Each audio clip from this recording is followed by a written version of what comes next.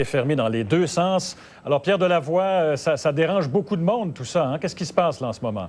Effectivement, ça dérange beaucoup de monde. Il y a des milliers d'automobilistes et de camionneurs qui ont dû faire un détour pour circuler, se rendre aux directions où ils voulaient aller. Alors, les dernières informations qu'on a, il s'agit d'une fausse bombe, mais qui avait l'apparence d'une vraie bombe. Et ce colis suspect-là se trouvait au pied d'un réservoir de 1000 gallons de gaz propane. Donc, comme vous l'avez dit, on a fermé l'autoroute 40 dans les deux directions. Le pont Radisson qui enjambe la rivière Saint-Maurice a donc été fermé. J'ai à côté de moi Daniel Lamirande de la Sûreté du Québec qui va nous parler un petit peu des derniers résultats de découverte là-dedans. Qu'est-ce qui s'est passé là? Bon, selon les artificiers, il semble que ce soit une fausse bombe, une bombe fabriquée à partir de fusées routières. Par contre, elle avait été maquillée, peinturée pour donner l'apparence d'une vraie bombe. Un néophyte là, pouvait se laisser confondre facilement. Alors, ils ont pu facilement neutraliser le colis, étant donné là, que c'était une fausse bombe.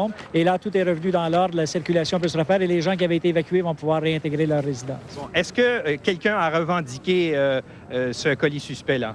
Il y a une enquête qui est menée conjointement là, par la Sûreté du Québec et la Sécurité publique de Cap-de-la-Madeleine parce qu'il y a quelqu'un qui a donné l'alerte ce matin par l'urgence 911 de Trois-Rivières. Donc, il y a quelqu'un qui a appelé pour mentionner qu'il y avait un colis suspect à cet endroit-là.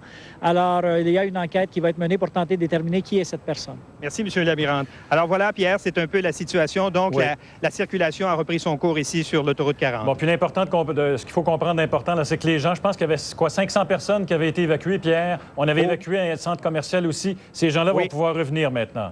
Effectivement, on s'apprêtait à évacuer le centre commercial. Vous savez que pour évacuer tout ce monde, il y a beaucoup de résidences ici dans le secteur. Il y a même une garderie tout près. Alors, ça demandait beaucoup d'efforts de la part des policiers de Cap-de-la-Madeleine. Mais là, tout est rentré dans l'ordre et heureusement, il n'y a pas eu d'explosion. Merci, Pierre.